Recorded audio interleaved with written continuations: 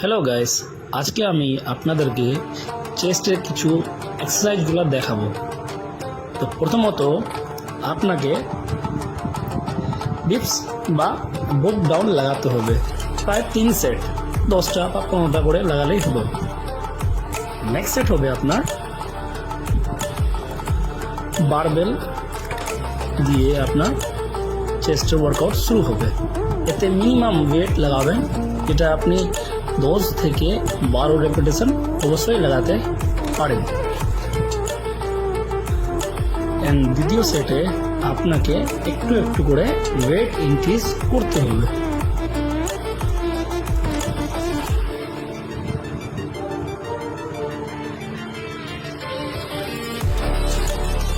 দ্বিতীয় সেটে আমি একটু ওয়েট ইনক্রিজ করলাম। এটা আপনাকে স্লো পোশনে বারবেলটা নামাতে হবে, আর স্লো পোশনে উঠাতে হবে। এতে কোনো তাড়াহুড়া করবেন না, কারণ খুব ইঞ্জুরি হওয়ার চান্স থাকে, কারণ ওয়েট বেশি আছে বলে। নেক্সট সেট, লাস্ট সেট আছে, এটাতে আমি হেভি ওয়েট নিয়েছি, ওই জন্য আমি পিছনে একটা সাপোর্ট নিয়েছি, যাতে আমার হেভি ওয়েট মারতে অসুবিধা না হয়, রাখার সময় যাতে কোনো দুর্ঘটনা না হয়। আপনিও যদি করেন তাহলে অবশ্যই পিছনে সাপোর্ট নিয়ে নেবেন।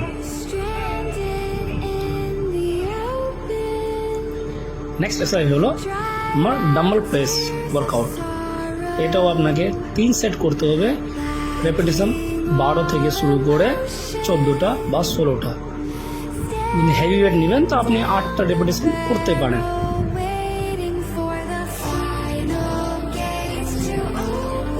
নেক্সট সেট, দ্বিতীয় সেটটা আমি মারছি প্রায় 20 কিলো ডাম্বল নিয়ে। এটাও আমি প্রায় 10 থেকে 12টা রেপিটেশন মারব।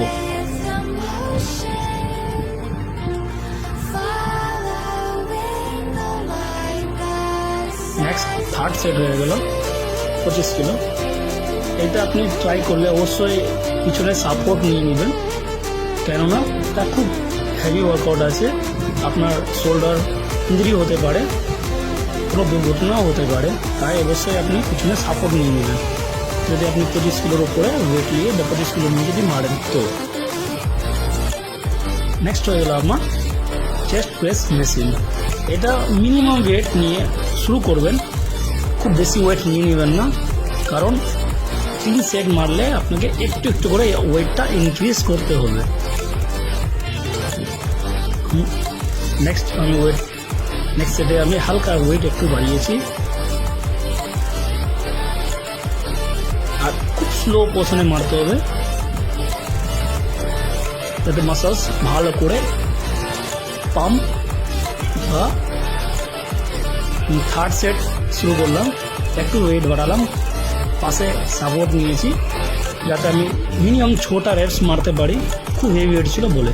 অ্যান্ড নেক্সট এক্সারসাইজ হলো বাটারফ্লাই মেশিন। এটা মিডিয়াম ওয়েট নিয়ে শুরু করেছি।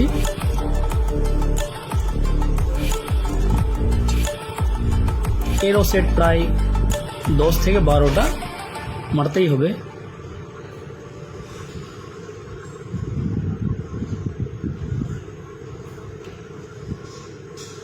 এরপরে আমি হালকা ওয়েট ইনক্রিজ করলাম, কেননা একটু ওয়েট ইনক্রিজ না করলে মাসল আমাদের প্রপার পাম্প নেয় না বা মাসল গ্রোথ হয় না। একটু একটু ওয়েট ইনক্রিজ করতে হয় দ্বিতীয় সেটে বা থার্ড সেটে।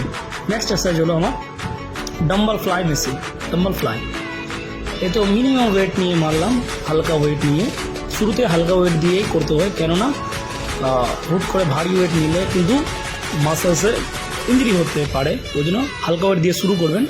সে দ্বিতীয় লাস্ট ওয়েটটা একটু ইনক্রিজ করবেন আপনার ওয়েট অনুযায়ী। এটা নয় যে আমি মেরেছি তার মানে আপনিও পারবেন, আপনি একটা মিনিমাম ওয়েট নিয়ে শুরু করবেন, আপনিও এক এক করে হালকা হালকা করে ওয়েট ইনক্রিজ করবেন।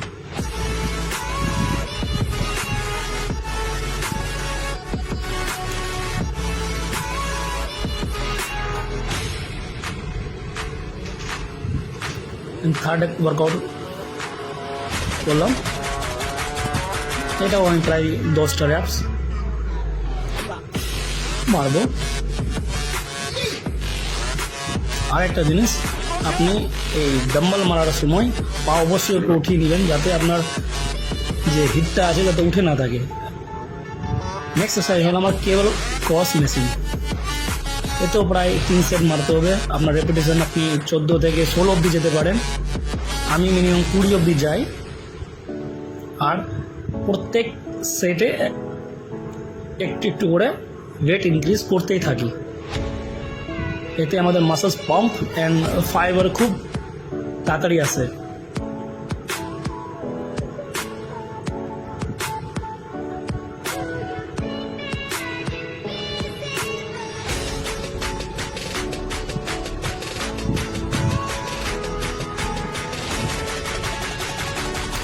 মানে লাস্ট সেট আছে, এবার দেখেন মাসেলস আমার কীভাবে কাজ করছে, কীভাবে পাম্প হচ্ছে, এটাতে ভালো করে বুঝতে পারবেন। একটু আমি স্পিডে মেরেছি, কারণ আমি টাইম ছিল না, আমার কোনো কাজ ছিল বলে আমি একটু স্পিডে মেরেছি। আপনি স্পিডে মারবেন না, স্লো যত পারবেন স্লো মারবেন।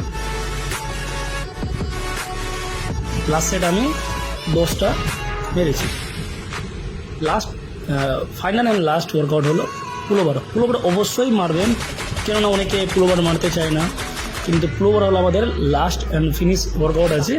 আপনি এতে যত পারেন হেভি ওয়েট নিয়ে মারবেন, বাট স্লো পোশনে, তাড়াতাড়ি মারবেন না, আস্তে আস্তে মারবেন, যাতে আপনার এটাতে upper chest, lower chest and middle chest 3টাই কাজ করে। এটা অবশ্যই মারবেন।